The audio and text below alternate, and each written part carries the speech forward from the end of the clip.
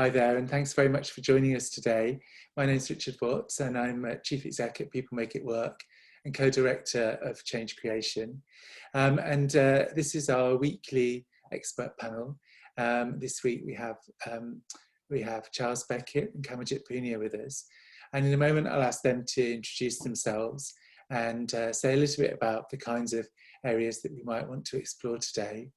I think we're thinking about the creative purpose of organisations and their social value, and ways that we might focus on social value in order to generate a deeper sense of our essential the essential work that we're doing at this time when resources are so stretched and when many organisations will be at risk of closure or of needing to be make people redundant, and that's true across our societies as well as within the cultural sector. And in order to maintain ourselves, I guess one of the things we might do is explore the essential work that we do in our communities. So I think we're going to explore some of those areas from a range of different perspectives today. Could I ask Charles, first of all, to introduce himself and say a little bit about the topics that you might like to explore in our panel today, and then we'll go to Kamaljit. Charles. Thanks, Richard. Yes, hello everybody. Delighted to be taking part in this panel again with People Make It Work. My background is that I worked for Arts Council England for about 11 or 12 years. And I then worked mainly in the literature team and then on the digital and creative media strategy that the Arts Council had. Then I worked for a year for the European Cultural Foundation in Amsterdam, a private foundation which works with arts and cultural organisations all across Europe. And more recently, in the last few years, I've been working as a freelance consultant. I've worked with People Make It Work on the Change Creation Programme and other projects, but also as an independent consultant with arts organisations in the UK, Netherlands and Spain. What I wanted to talk a bit about today is my recent experience assessing applications for a solidarity fund for the European Cultural Foundation and the range of ideas and proposals that came through that fund, and what that has taught me or told me about the current situation of organisations right across Europe. The differences, for instance, between the situation for funding and support in the south and east of Europe, perhaps to the north and western parts of Europe, and some of the different ways in which organisations across Europe are responding to this situation, some of the proposals that they're making, how they're supporting their communities, and what they really see as key elements of solidarity during a crisis at this time. And then perhaps just to reflect a little bit about what that might mean for organisations in the UK and how we can ask ourselves certain questions as leaders about what purpose our organisations have in helping and supporting communities and audiences at this time, as Richard alluded to earlier. So I'm going to be covering some of those topics in our discussion. Great, thank you very much indeed. That sounds really interesting. And Kamaljit, could you say a little bit about yourself and then some of the areas that you might like to explore in this panel? Hi, Richard, thanks. I'm Kamaljit Poonia, as you've said. I've worked in equality and diversity and inclusion for many years in different organisations, in different contexts, including working in the communities, working in local government, both in Bristol and in London, where I worked as head of equality in Camden Council, and then I moved over to the civil service and was diversity advisor for Department for International Development, bit of work in the Cabinet Office, then headed up equality units in higher education at the University of Southampton. So I've worked in lots of different contexts in terms of equality and diversity. And what I've really been reflecting on at this time is what have been some of those challenges that we face when we want to implement equality, diversity and inclusion? And how do moments of disruption that we're going through at the moment could either serve to entrench previous inequalities, or how can they be used as an opportunity to address the inequalities? And I think we all know the sort of things that have been coming out from the statistics on the deaths with COVID, you know, the disproportionate number of BAME people that have been affected. That's underpinned by things like, you know, where are people located in the employment services? You know, a lot of BAME people are on frontline services, are in types of services that are particularly vulnerable to catching infection, like bus drivers, like nurses. So there's structural inequalities and health inequalities that have already been there, but a time like this has exposed that situation. Then other types of equality issues, like, you know, the rise in domestic violence, you know, what has happened to people's day-to-day experience of being in lockdown. I was talking to somebody today, and we're looking at really what's going to be the impact of homeschooling on low-income children. You know, what's going to be the outcomes for their exam results at the end of this? What might be the disproportionate types of experiences that different people in society are having? And this is all very real stuff. And I think it brings home that the equality agenda is a very real agenda that needs to be addressed and looked at in a very active way, rather than something that gets left until we've dealt with the crisis, be it the funding crisis for an organisation, or the sort of insecurities that this situation brings, you know, the wanting to feel safe. And when we want to feel safe, we revert to what feels comfortable for us and what we already know, which can work against innovation and trying new things out.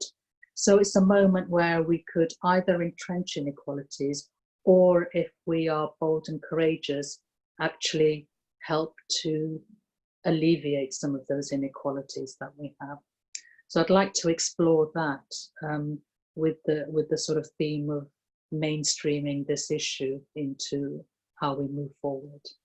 Thanks very much. That sounds super interesting, really important, and so important that we maintain our agency at this time as cultural leaders.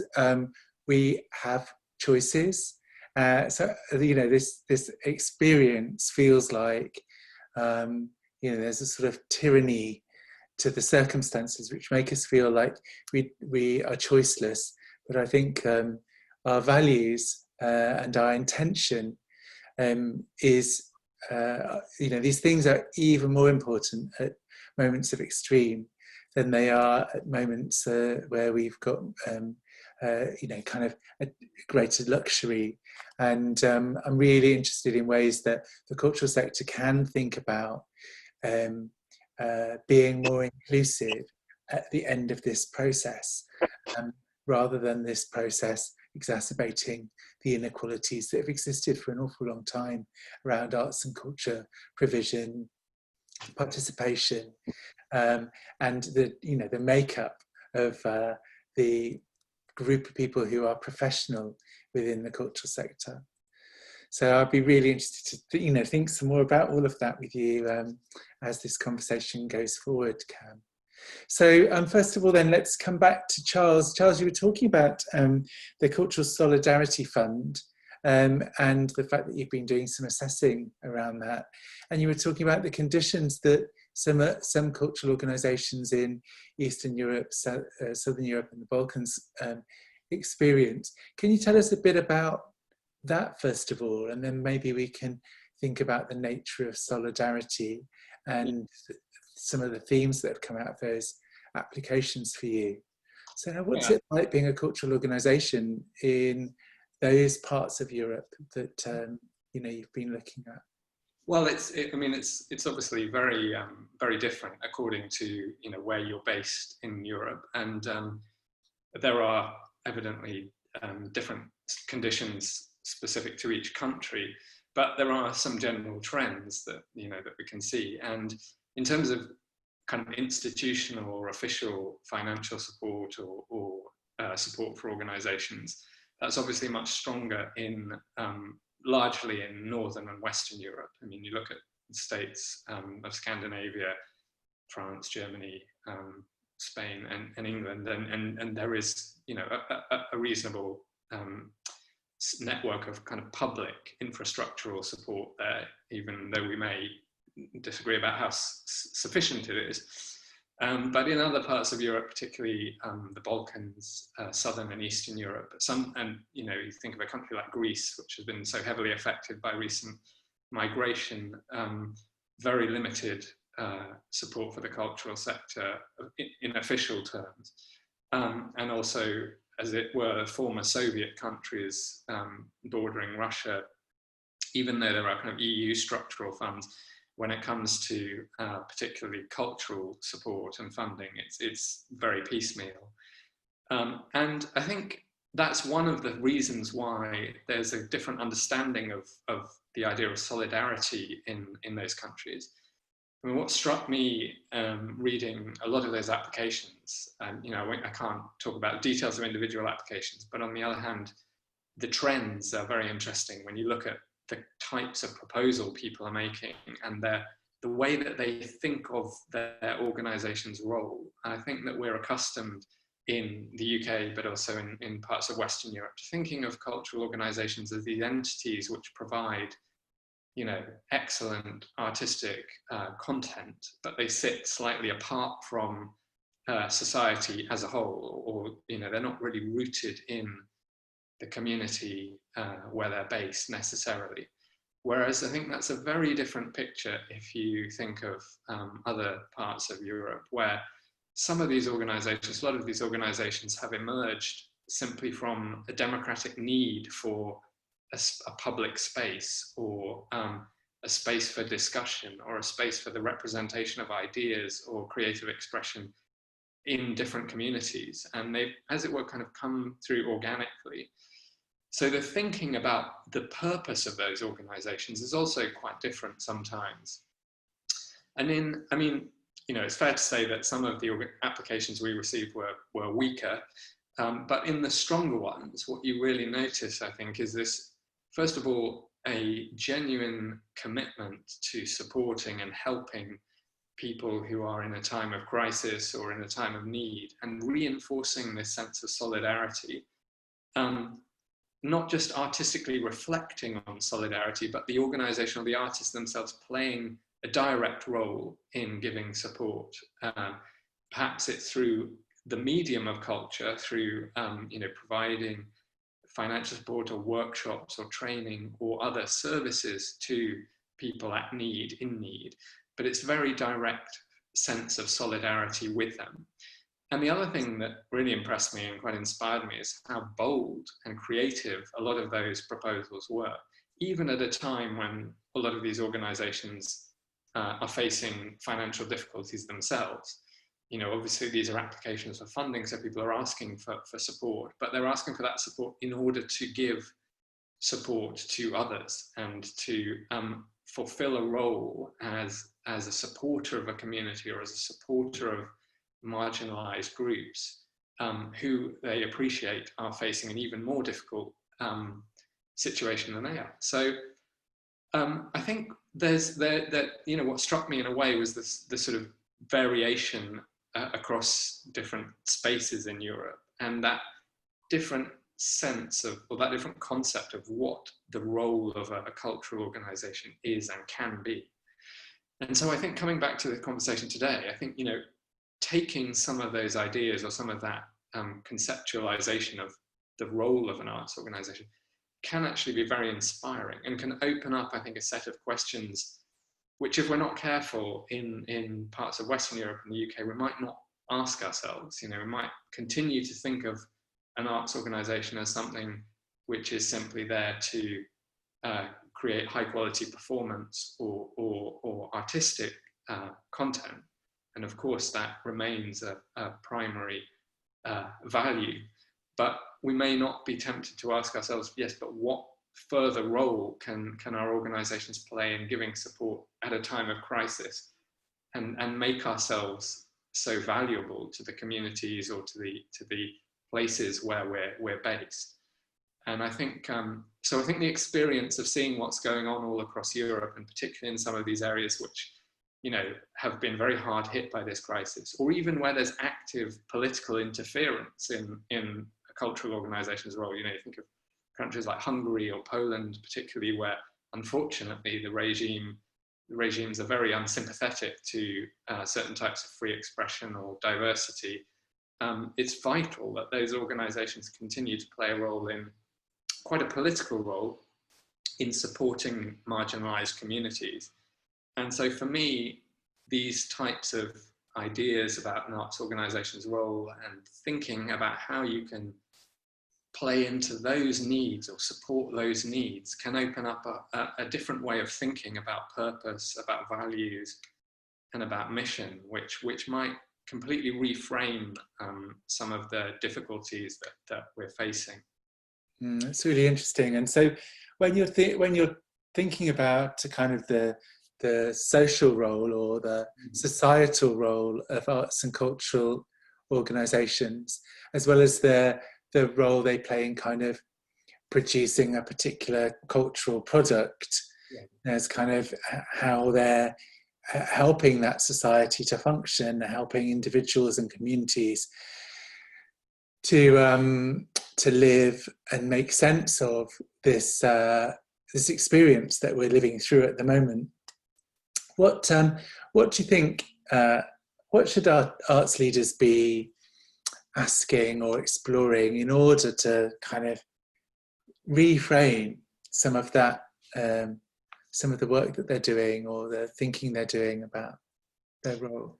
I think, I mean, you know, of course, there are very good examples in the UK of just this type of organisation. I mean, you know, I think of people like Slung Low in Leeds, Heart and Soul. There are lots of organisations who are, you know, who do already think of themselves as being vital parts of a community and offering this kind of support. But I think it's very noticeable in countries where, you know, that sort of official network for funding or for political advocacy or for support just doesn't really exist.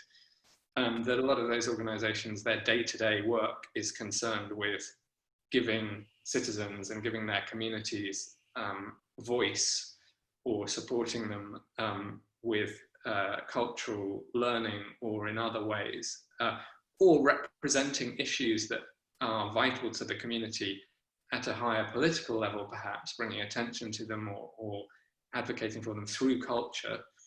And then there are very, very direct, you know, hands-on actions of solidarity. For instance, an application which comes to mind about a mobile library visiting refugees on the Greek islands and providing, you know, a cultural service to people who are really on the very margins of society.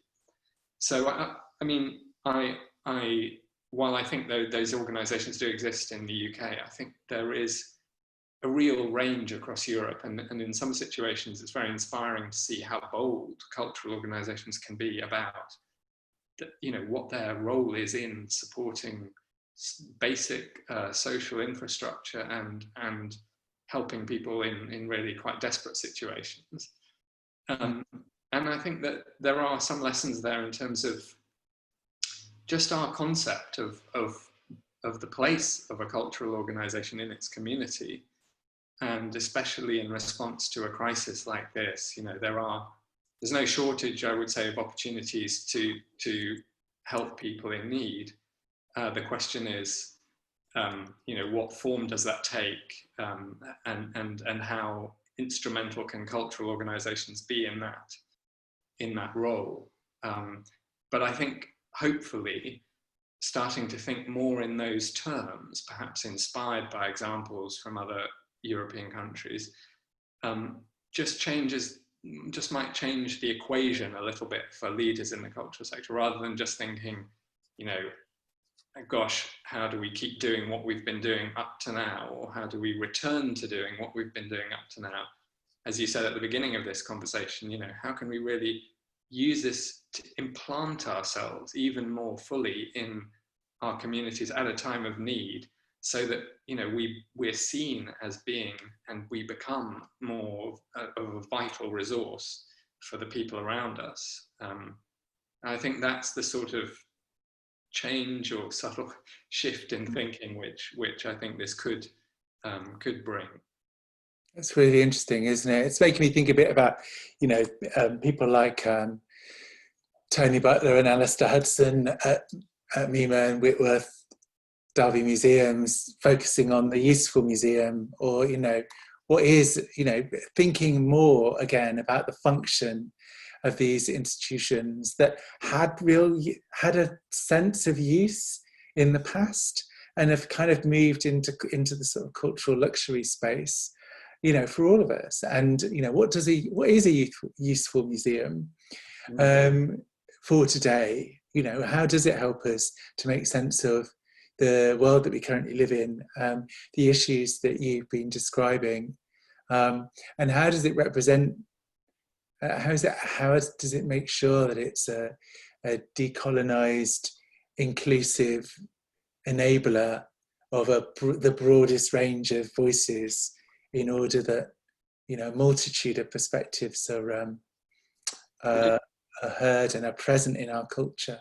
Just one thing that I didn't really go into, which is the idea of solidarity itself, which I think is interesting, because I think it's interpreted in a very different way across Europe. And I think particularly in Central and Eastern Europe, there's a different tradition of thinking about solidarity. We talk a lot here about generosity and kindness. I think that idea is wonderful, but it implies the giving of a gift from somebody who is able to give to somebody who is a sort of receiver of a gift. I think solidarity is a different idea. It's an idea of togetherness and equality fundamentally, and that you are in the same, or wanting to work in the same situation or the same position as the people that you are working with. It's more collegial, I think. And I don't think it's a terribly well-developed idea in UK circles often. I mean, that's not about the cultural sector. I just think in our political and philosophical tradition, we don't have that notion as centrally as they do in other parts of Europe. But I think it's a very interesting way of reframing the question of generosity into something more about support that is owed, or that is earned, or that is deserved among equals, rather than a sort of patronage or generosity, if you see what I mean. Yeah, it's really interesting. Thank you so much. So Kamaljit, maybe we could turn to you, and we might come back to Charles for some sort of closing thoughts a bit later on.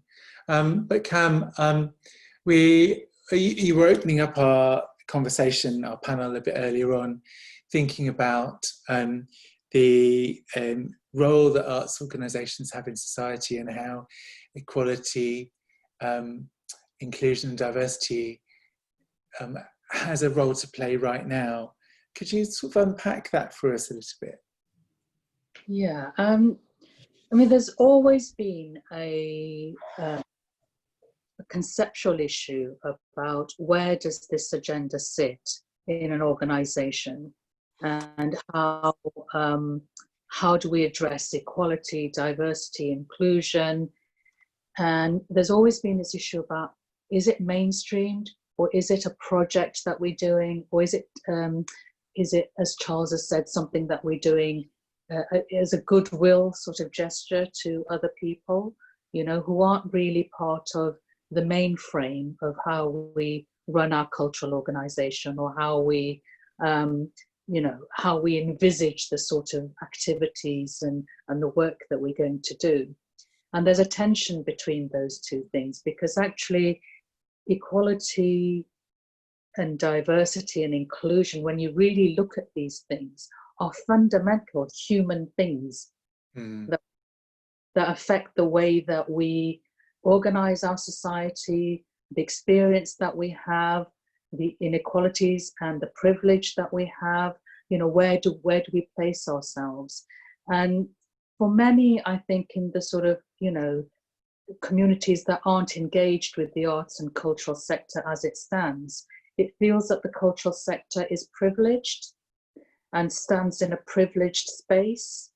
So I quite like the ideas that Charles has talked about in terms of solidarity with the common cause of inequality, as seeing that as being something that affects me because it affects you, rather than it affects you and therefore I might help you out every now and then, which is patronage type of thing. And I think at this time, it's really, really a good opportunity to look at what mainstreaming this agenda into the way that we're going to frame our move forward, the way that our organizations are going to look like, what is it that we're going to do.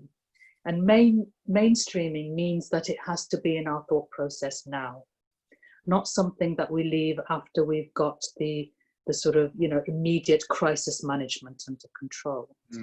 Because once that happens, we lose the momentum and it becomes a side issue again.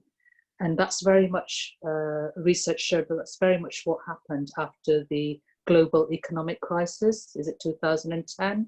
When equality initiatives or projects were put on the back burner until organizations got themselves running again. But I think if we're really serious about this, and if we're really serious about having relevance to the world as it is now, rather than to the world as it was then, we need to be asking ourselves that question. So when we're looking at our recovery plan, where does equality sit in our recovery plan? What inclusion issues are coming up? If we're going to talk to our staff about these, are we going to ask them about inclusion? What have we learned whilst we've gone through this crisis? And sometimes that learning's been around, for example, more flexible ways of working, or a sense of community and belonging. What does that mean for us as an organization, and how do we include that in the way that we lead our organizations to the next phase? And then what is it that we're going to do? How can we be relevant to people in what we do, and how can we open our doors? I mean, I know at the moment we're not, we're not so much place-based because of the shutdown, but once we start to open up our places of where cultural activity happens, how do we open them up in an inclusive way? I was having a chat with a colleague of mine who's worked in the cultural sector in many different ways. And one organization he worked with in the past, a large organization that had lots of space that went unused. A lot of rooms were not being used. So what he did, he reached out to the local communities, BAME communities, and he offered those spaces for free for cultural activities. So allowing people to come into a space that they wouldn't see that was for them, and giving them something in return. And for that, they started to see, well, once people come in, what's the next thing they do? They'll go and use the cafe. They'll go and talk to other people that they wouldn't normally talk to, or they'll read the information about what sort of events are coming up. It was an inroad into spaces that can be being exclusive. So this is the time to think about that. And in thinking about that, I would encourage people to look at engagement and look at who needs to be engaged and part of the framing of the future. And do we have enough inclusivity and enough diversity around the table at the moment to help creativity of thought, to help us about innovation, to help us frame what our new offer is going to be, and to make us more relevant? But that takes an intentionality. You have to be intentional about that. It won't happen by osmosis or by perchance, because of the inequalities that are already there. And that makes loads of sense to me. I think it's so useful to hear you draw our attention to the fact that in the last economic crisis, the focus on equality dropped away as a kind of luxury that organisations might have felt that now wasn't the time for them to be focused on such things. And it seems to me like, you know, as you've both pointed out, you know, we don't live in a society that's equal and looks like we want it to look. And the cultural sector has excluded and reinforced inequality for centuries. And the funded cultural sector that exists today has done that for decades and been a place of privilege for, you know, many of those are places of privilege.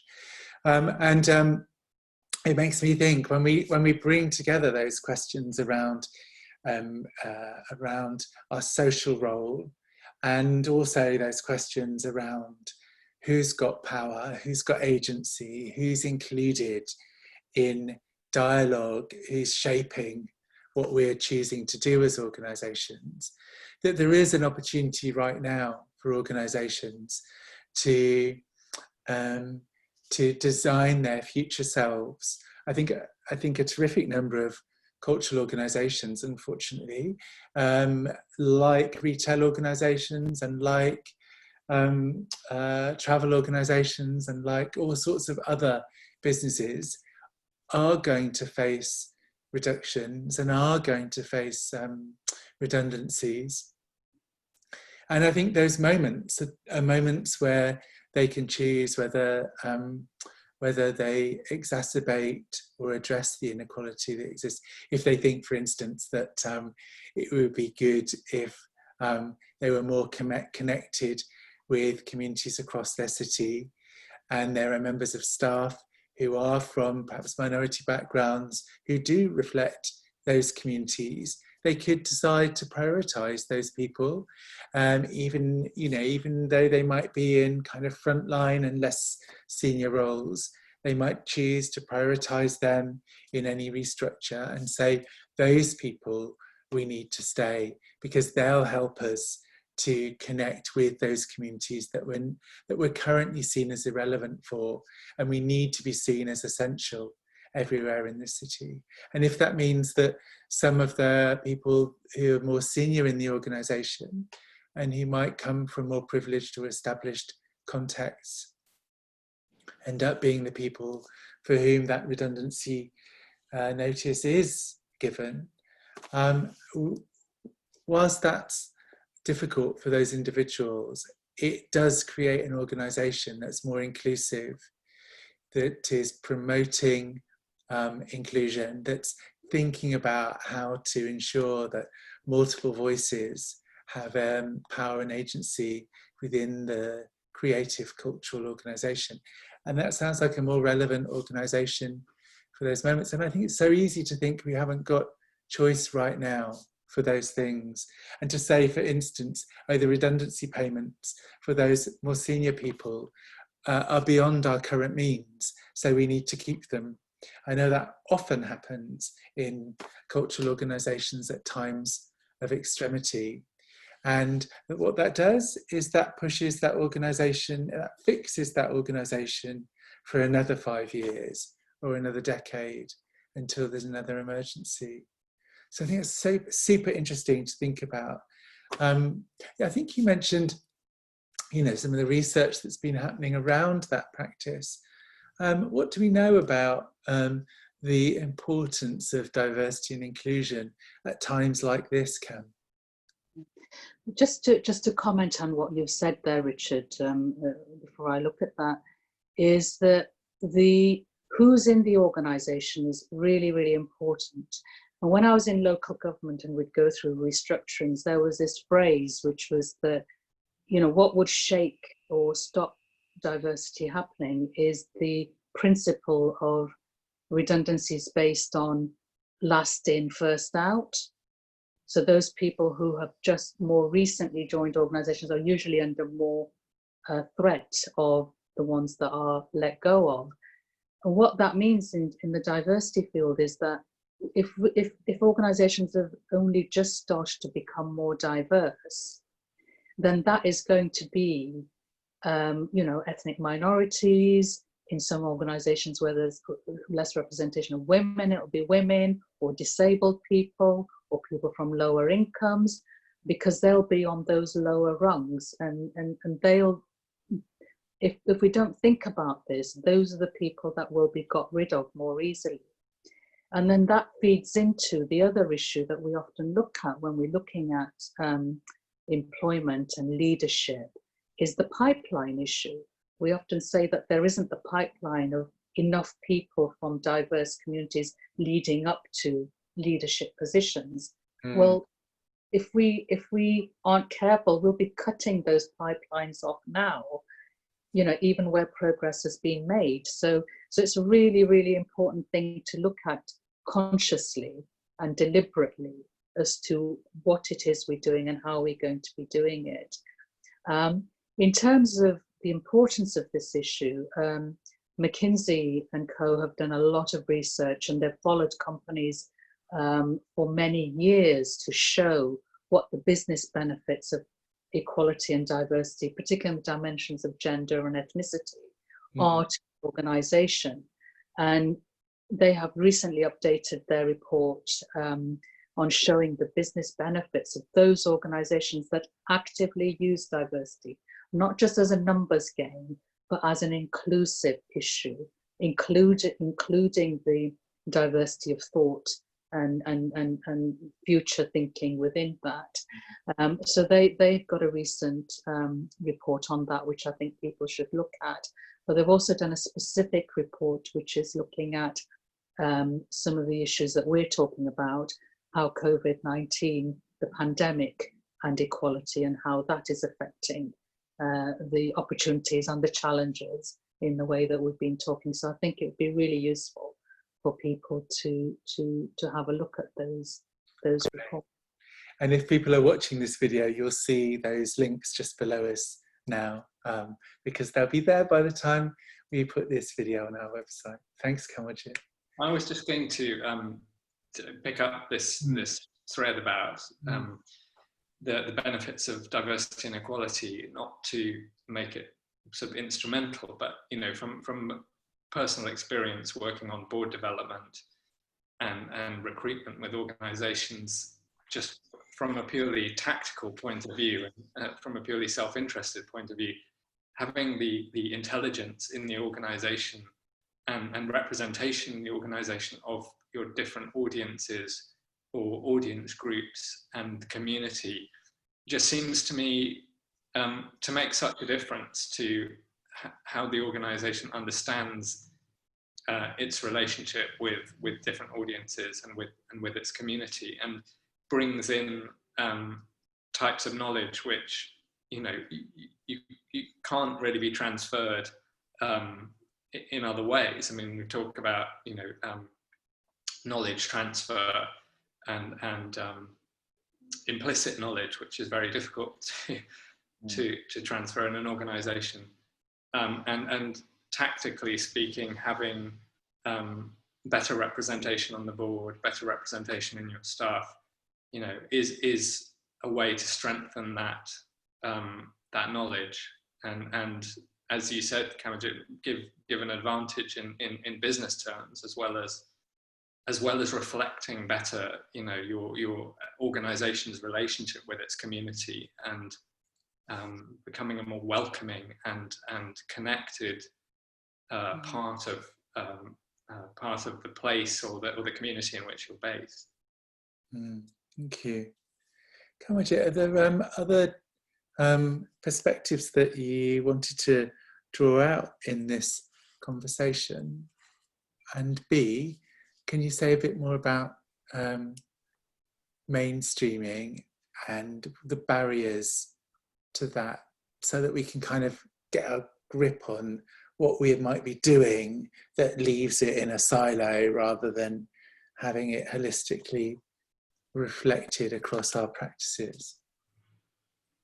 So in terms of mainstreaming, the first thing is for leaders to recognise that diversity is a mainstream issue, as in it is an issue we will look at now and not something we're going to look at later. So when we are planning our recovery, it's something that is part and parcel of that discussion. And I think it's to allow challenge to happen. I think it's allow our current thinking to be challenged and in formulating those plans, because unless we do that, we are just going to fall into what we're familiar with and what we know as a shorthand way of getting through something that's very challenging for everybody. And it's to coalesce around kind of protecting people we know, protecting the service we know, protecting the way we know. So I think allow challenge, and that takes courage. So it's a leadership challenge for leaders of organizations to take a moment of reflection in what is a very, very difficult time, and not jump into just reinforcing what's already there, but look at what reinvention would look like. So that does mean practical things. How will we practically do this? What are the practical questions we will ask ourselves around diversity and inclusion? Who do we need to engage with this? And therefore, how are we going to reach those people? And take real steps, even if it's just a few, but don't leave it. I think it's taking practical steps. One of the things I hear many people say is that, there's lots of plans around equality and diversity. There's plans, there's policies, people talk about it, but it's the action that's missing. We need to have action. Even if the action isn't perfect, I think the intent to do something and learn through it is what's going to create the change. Thank you. So maybe there's a final thought from each of you before we finish. Final thought from you first, Charles, and then I'll come back to Kamaljit before we end today. It might relate to the conversation we've had, or it might relate to another thought that you wanted to bring through.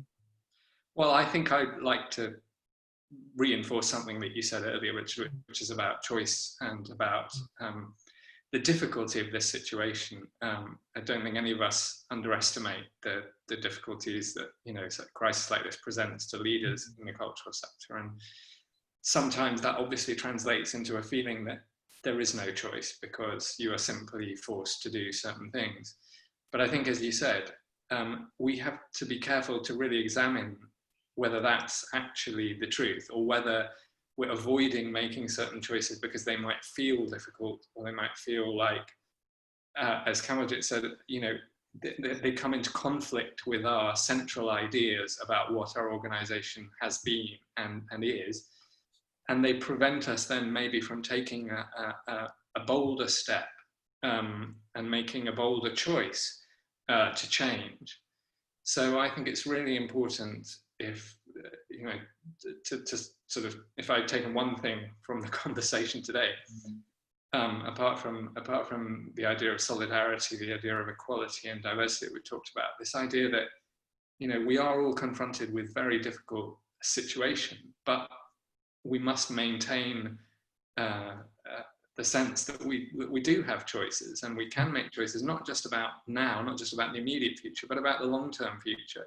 And if we make those changes now and put them in place now, we can, plan for an even more vital and successful future.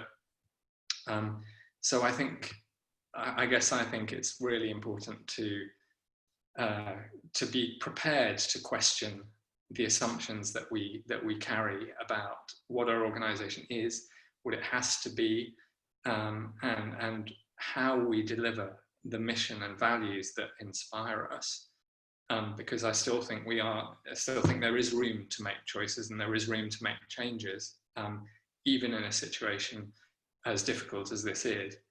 And I think that, inspired by some of the examples that I've seen from other places in Europe, it's also really important to take into account how difficult the situation is particularly for marginalized and vulnerable people and other groups, but for society at large, and see what our organizations can do in response to that, and adapt to that as well. So been a bit sort of rambly, but that's kind of the main things that I've taken from today.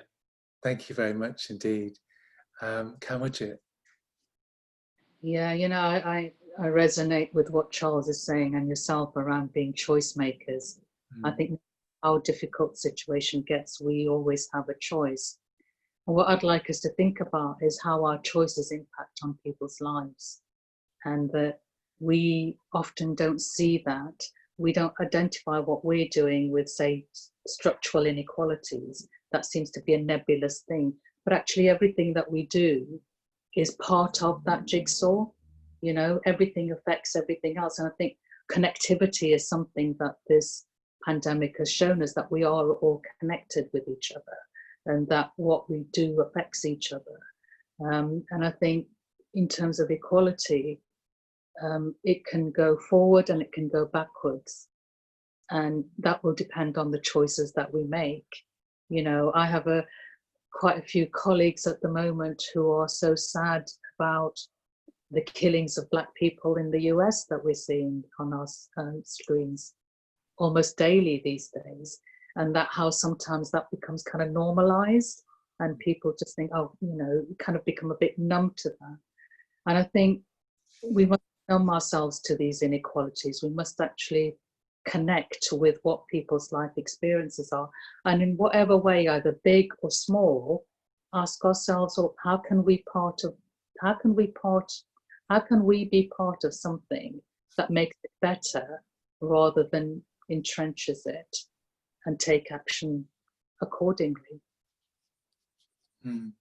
Lovely, thank you. It's really struck me during this conversation how much, there's a couple of things that really kicked through for me. One is around this sense of universalism, this sense of whether we think about that as solidarity, or whether we think about that in this sort of systemic way that you've just been talking about, Kamaljit, and this sense that it matters to me because it affects me because it affects you. I really love that sentiment that's kind of come through this conversation, and that's why we need to be concerned about people beyond our own kind of interest group in a way at times like this. And that I've been really struck by this sense, I think too, that I think you just mentioned it, Kamaljit, that if we're not careful, we preference people that we know. And I think when we're thinking about need, it's so easy to focus on our organisational need, or our staff's need, or our art form's need, or even our tame audience's need. But that all those groups might be in the least needy if we're thinking about a moment of such significant trauma. And it's so easy for us to preference those that we know over those that we're institutionally disconnected from. And if we're looking for ways to create relevance, then and to become essential, then we probably need to look at all those who don't give a shit whether we survive, all of those communities that can't imagine why we matter. And if we found ways to be essential for those communities and individuals, then I think we might be also setting ourselves up for a more stable and sustainable future. So that's, I can really feel that sense of like looking beyond our own horizons as part of this conversation, and not missing, not wasting the kind of organizational trauma and fracture that's, so often our organizations are held in their state by the kind of status quo. And at moments like this, there's such a fracture, isn't there? And we really have to look for ways to progress through that, not just survive through that. Thank you so much for giving us so much to think about this afternoon. We'll pop some links to some of the topics and organisations that have been referred to in this video below on our website. Change Creation is a programme for 60 cultural leaders from 40 different organisations who are all using moments of change to create greater, more resilient, more connected cultural organisations across the UK. And People Make It Work is an organisation that supports cultural institutions to change and develop, and is made up of 55 cultural leaders who act as consultants in the team. You can find more videos, resources and practical tools on both the peoplemakeitwork.com website and the changecreation.org website. And for now, I'd like to thank Kamaljit, Poonia and Charles Beckett for joining me today. Thank you very much. Thank you.